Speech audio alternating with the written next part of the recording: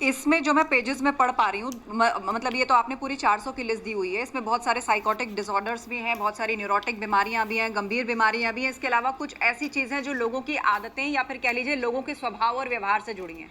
इनका इलाज कैसे हो पाता है? अपने धर्म और देवी देवताओं का मजाक उड़ाने की स्मृतियाँ, ये भी एक बीमारी के तौर पर लिखा है। माता पिता से बातें छुपाने की स्मृतियाँ, गंदा रहने नहाने का ना मन करने की स्मृतियाँ, अपने ही परिवार के सदस्यों के प्रति अश्लील विचार आना, ये भी आपने बीमारियों के तौर पे लिखा है। सभी कुछ है। खाने की वस्तु से एलर्जी होने की स्मृतियां, घर में बदबू आने की स्मृतियां, गले में फंसा हुआ महसूस होना, अत्यधिक ठंड लगना, अत्यधिक गर्मी लगना। अब ये सारे सिम्टम्स अगर किसी को आए, शुरू से देखिए, आप शुरू से हाँ, पहले शुरुआत में आपने बहुत कुछ साइकोटिक डिसऑर्डर्स की बात की है, जिसमें सिजोफ्रेनिया भी है, इसमें डिप्रेशन भी है, और बहुत तरह की फोबियाज हैं, जैसे किसी को ऊंचाई से डर लगता है, आग से डर लगता है, भीड़ से डर लगता है, तो साइटिका तक, जिसके लिए लोग कहते हैं कि केवल ये मैनेजमेंट है, ओसीडी है, ऑब्सेसिव कंपल्सिव डिसऑर्डर है, ये भी एक तरीके का साइकोटिक डिसऑर्डर है, कमर दर्द।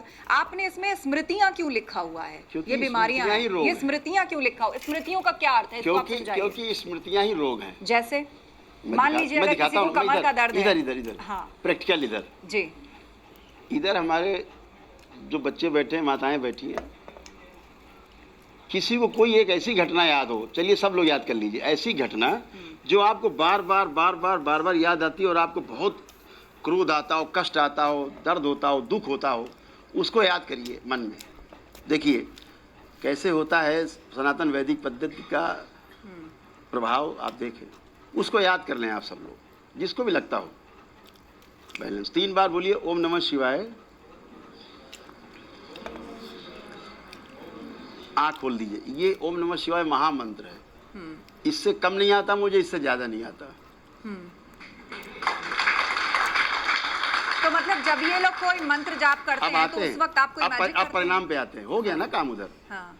अब जिन बच्चों ने जिन चीजों से उनको बहुत तकलीफ होती थी, आप बिल्कुल एकदम खुल के बोलना है आपको, ठीक है? देखिए वो बात आपके दिमाग में आ रही है, सोच के देखिए, वो घटना याद आ रही, कुछ आ रही, देखिए जिससे आपको तकलीफ होती थी, कोई नफरत, कोई घृणा, कोई चिंता, कोई तनाव, कुछ भी आ रहा है? तो नहीं आ रहा है, तो कहाँ चला गया? बैलेंस हो गया। मैंने बोला ना बैलेंस धीरे। कैसे हो गया एनर्जी बैलेंस? अब ये तो ये कि आप किसी संत की संगत में बैठते हैं तो भी बड़ी शांति प्राप्त होती है, तो कोई एनर्जी फील्ड है क्या आपका? अब ये कैसे हो गया? हाँ। इसमें मैंने 40 साल लगाए हैं, ये 40 वर्षों का मेरा अनुसंधान है। कैसे क्यों किया? क्योंकि मैं सुखी रहना चाहता हूँ, सुखी रखना चाहता हूँ और निरंतर सुखी रखना चाहता हूँ। जितनी हमारी माताएं बैठी ना, मेरे कहने से थोड़ा कष्ट होगा, थोड़ा सा जरा एक बार आगे लोग बैठिए, जरा ये थोड़ा सा उम्रदराज है हमारे जैसे, तो जरा आप लोग एक बार खड़े हो जाओ और मूवमेंट करिए, यहाँ मूवमेंट करिए, चलिए फिरिए और जरा उठिए, बैठिए प्लीज।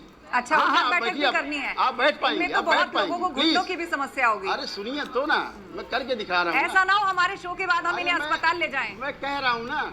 अच्छा ठीक है, चलिए मैं मदद करती हूँ।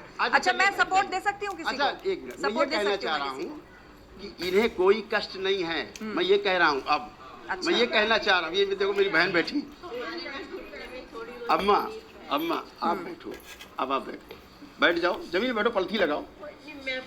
आप लगाइए तो, मैं तो कह रहा हूँ, मैं खड़ा हूँ ना, आप क्यों चिंता कर रहे हो? देखिए खूब पलथी लगाइए। कोई कष्ट है? कोई कष्ट है? आप देखिए किसी को कोई कष्ट नहीं है। ये सनातन वैदिक विज्ञान है। ये सब आपके आश्रम से तो नहीं है? अरे ये मेरी माता है। नहीं, हमारी जनता देख रही होगी आपको।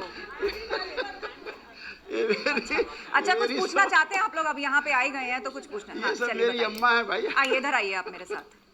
हाँ, उधर कैमरे की तरफ देखिए। जी पूछिए। अब आप देखिए आस्था जी, आप खड़े हो जाएं। देखिए जैसे खड़े हो गए, कोई कष्ट आया?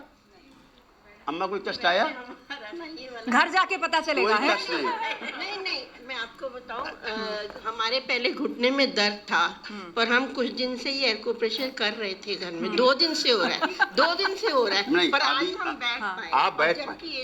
अभी तो कुछ नहीं किया, अभी आप नहीं बैठ सकती थी, अभी अपने आप मैंने तो टच नहीं किया आपको। ठीक है, चलिए जोरदार तालियां इनकी हिम्मत के लिए। अच्छा आप कुछ पूछना चाहती हैं? जी पूछिए। करौली सरकार, मेरे एक कुलीग है